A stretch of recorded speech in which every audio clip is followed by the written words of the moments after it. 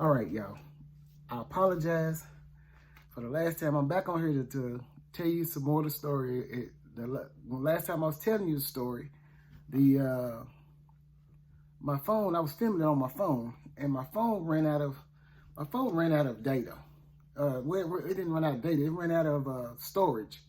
So it cut me off in the middle, in part of my story. So I'm back on to tell you a little bit more.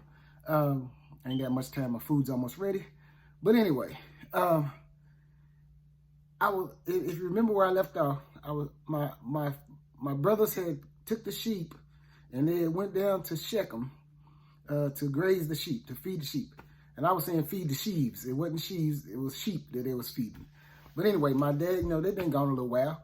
My dad was like, yeah, let me send you down here. I want you to go down to your brothers and find out how they doing. Make sure everything's all right. Make sure the sheep's fine. You know what I'm saying? Bring me back a report. So I'm like, I didn't really want to go, But, you got to obey your parents. Otherwise, they'll knock you straight to the out. And that you obey your parents, that your days may be long upon the earth. Anyway, it's just a side note for all the youngsters out there. But anyway, I was like, okay, here I am. I'll go down there. Didn't really want to go, but I went. And so I go down here to Shechem, and I get down here, man. I don't see them nowhere, man. I'm down here. I'm looking all around, searching through these fields, walking all over the place, man. I don't see them nowhere. I'm like, man, where they at? And then this guy family down here wandering through these fields and stuff. He was like, man, what are you looking for? I said, man, I'm looking for my brothers. They down here, they down here grazing their sheep. Can you tell me where they went? He said, man, your brothers are gone, man. They done went all the way down to Dothan. He said, I heard him say, let's go on to Dothan. So that's where they done left. They done left here. They ain't down here no more. You got to go to Dothan, man. That's where your brothers done went. I'm thinking, man, it's going to take me a couple of days journey, man, to go all the way down here to Dothan and then all the way back. But that's all right. I told my dad I'd go down here, handle the business, bring back the report. So I'm heading down to Dothan, right? And I see them, they fall. I'm getting down through here, trying to hurry up, because I don't want to wait till it's dark to try to come all the way back, and all that. And not that I'm not scared of dark or nothing like that, what I'm saying? I'm just saying I don't want to wait till it's dark before I have to come on back. But anyway, I get down here in Dothan, and I see my brother, they way down there. So I'm like, okay, cool, I'm walking. And while I'm coming down there, man, they see me afar off. I don't even know they done see me. My brothers, y'all ain't gonna believe this, man. My brothers, you know what I'm saying? My brothers from another mother, my brothers, they gonna be telling me, well, not telling me, they telling each other, here comes that dreamer. You know what I'm saying? They like, here comes this dreamer. Let's kill him. You hear me? Kill him. And then say some wild beast devoured him. Throw him in one of these pits. Tell him some wild beast devoured him. Now, see, they had these pits down there. Well, I think I explained the pits in the last one, so I'm not going to explain it. But anyway, so sometimes these pits be, full of water. And they deep too, boy. They're deep. So I'm like, man, so I go down here. I'm coming up on my brothers. I'm smiling. Some of them are smiling. I'm thinking, boy, they happy to see me all of a sudden. Most of the time, they don't want to see me. I got my favorite coat on. Everything's good. My brothers are finally happy to see me. I'm like, yeah, this is going to be great. And I get up close to them. When I get in within where I can hear what they talking about, a couple of my brothers are walking around talking about, all right. Gonna learn today. I'm looking like, what in the world are they talking about, And then, a couple of them giggling in the background and all this kind of stuff. And so, they, like, what you down here for? My dad told me come down here and, see how y'all doing, see how the sheep is doing, get a report, bring back a report. Now, if you remember, the last time I brought back a report, it was a bad report. Oh, so you hear the report on us again. Well, no, that's not what I'm saying. I'm just doing what my dad told me. Dad told me come down here and bring back a report. Make sure y'all good. Make sure y'all all right. Oh, we don't know how to take care of it. I said, no, that's not what I'm saying. So I'm thinking, here we go again. I just come down here to check on it. Well, anyway, one of them holler, get him. And they grabbed my coat, grabbed me by my coat. You know what I'm saying? They grabbed me by my coat. The first thing I thought of is slip out of your coat and run like the wind. You know what I'm saying? Get up through there. And, you know, but I didn't want to leave my coat. I was thinking, man, they're going to take my coat. You know, I like my coat. You know, but so I didn't slip out of my coat. And then they pulled me and grabbed hold of me and everything. And then they took the coat off of me, stripped me out of my coat. And it was like, here, throw me in this pit over here. Okay, let me back up a little bit. When they first said they was going to kill me and throw me in the pit, my oldest brother, Reuben, this is before I actually got down into him, my oldest brother, Reuben, was like, no, don't kill him. We can just take him and throw him in this pit. And then, you know, that way we ain't got to shed no blood. We don't want to kill him. That's our brother, man. We ain't going to kill him, man. Don't do him like that. So they was like, all right. So they was going to just throw me in the pit. But when they grabbed me, you know, and I didn't slip out of my coat, and they pulled me and got hold of me good, and they stripped me out of my coat. I was thinking, man, I knew it. They was going to take my coat. They stripped me out of my coat. Then they started bringing me back here to throw me in this pit. And it was like, throw him in the pit. They said, take him to the pit. So they taking me to throw me in this pit. Now, like I explained in the first video, these cisterns, or these pits, sometimes they full of water. And I mean, they deep. And I don't know how to swim. And I'm like, oh, man, they're going to throw me in this pit. So the closer I get to this pit, I hear this music in my head. You know what I'm saying? And some of y'all can identify with this music. I hear that.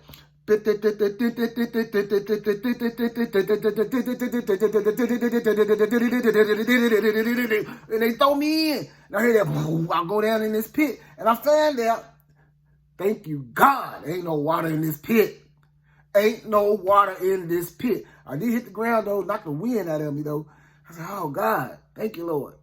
I thought I was going to drown for a second. I thought I was going to drown, y'all. I just got to admit, I thought I was a goner. But thanks be to God, wasn't no water in this pit. Threw me down in there. And they just left me in there. I could hear them, I'm hollering, help, you know, hey, come back, what y'all doing? What's going on? I hear them walking away. I can hear them kind of far away. I'm hollering. They ain't responding to nothing. I'm like, man. So I'm down in this pit. I'm thinking, man, this don't make no sense. They done stole my coat. You know, what they need with my coat? What they want with my coat? They just don't want me to have it. I knew they were going to get it, probably going to tear it up or whatever. I ain't going to have no coat after this. My daddy going to be mad at me. You know, I'm sitting there thinking about all these different things. You know how stuff run through your head and everything. All of a sudden, they go sit down and eat. And I could hear them over there, you know, a couple of my brothers giggling again. They got this old crazy grin, a giggle. Man,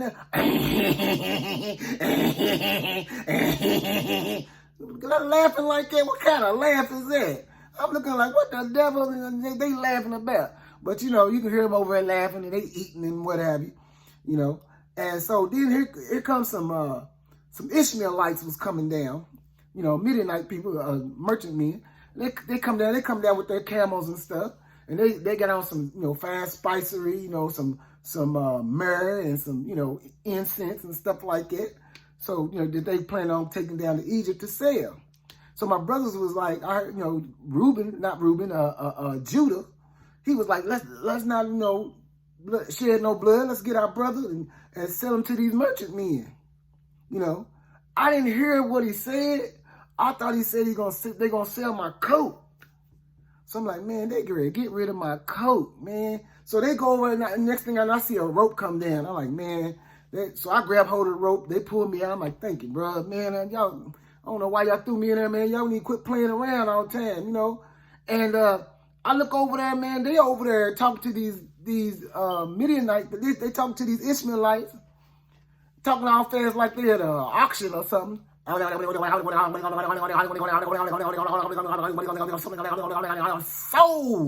I'm looking like, what the devil they doing over there? You know what I'm saying? So I see them, you know, I'm walking over to them because I'm looking for my coat. I'm walking over to where they at. And, you know, all my brothers, you know, follow me. The rest of them are already over there.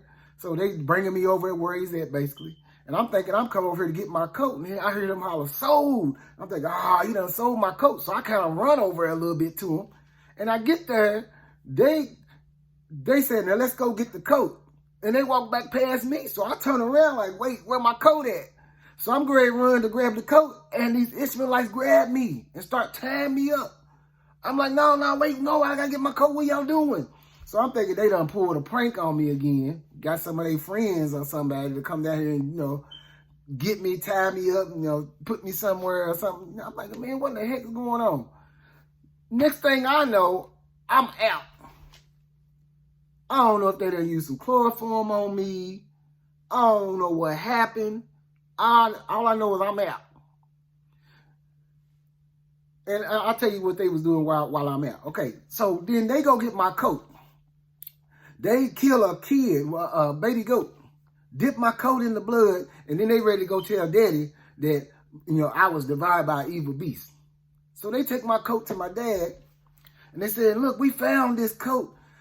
You need to discern whether this is your son's coat or not, Of course my dad gonna look at, yeah, it's my son's coat. He's like, my son been devoured by an evil beast. Man, he's been torn to pieces. So my daddy, he's crying. He's mourning.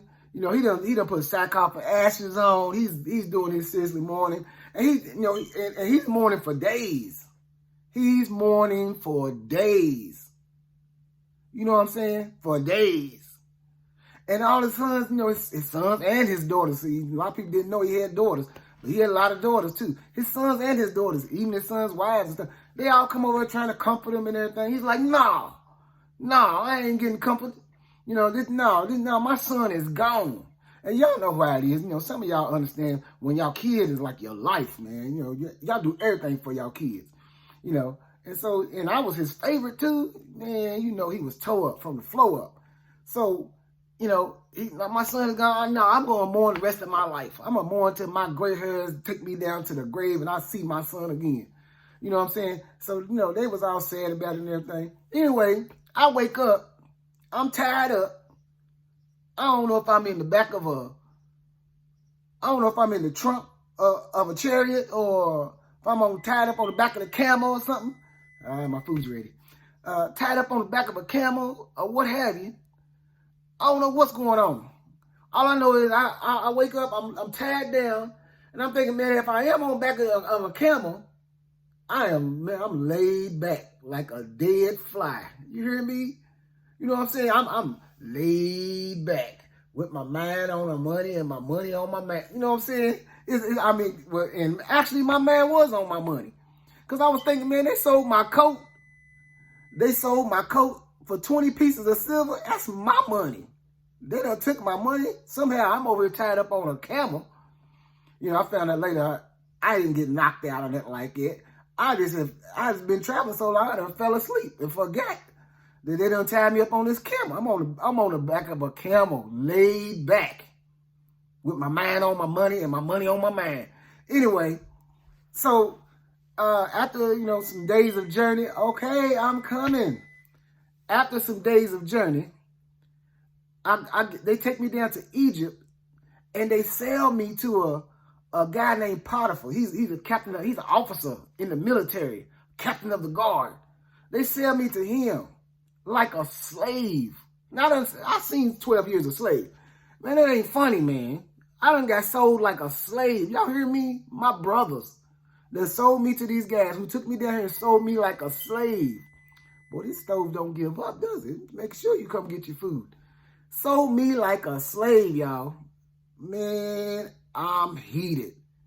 But I can't escape, I ain't Kunta Kinte or nobody. So I'm like, man, I can't believe this done happened to me. So I'm thinking, man, I ain't got no way to escape. I don't even know where I'm at for the first part. They speaking another language. I don't understand the language. I'm tore up. I'm like, man. So they speaking to me through an interpreter and what have you to get me to understand what's going on. So that's how I found out I was sold like a slave. I'm going to leave it there since my food is ready. And I'll come back later to talk to y'all again about some more of the story. All right. God bless y'all. May heaven smile upon you. And life is so much fun, and then you get to go to heaven. All right, bye.